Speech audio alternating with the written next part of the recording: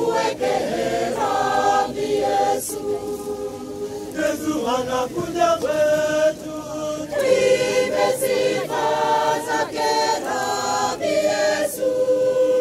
Pia na matawi tumuweke rambi Yesu. aliwatuma wawili wanafunzi wake ili karibu kumleta mwanafunzi. Leteni matawi tumsalimu Yesu. Kristo aingia kwa Yerusalemu.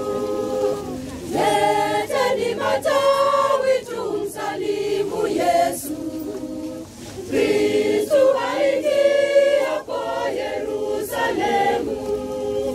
Yesu anakuja kwetu, tuimbe sifa zake rambi Yesu.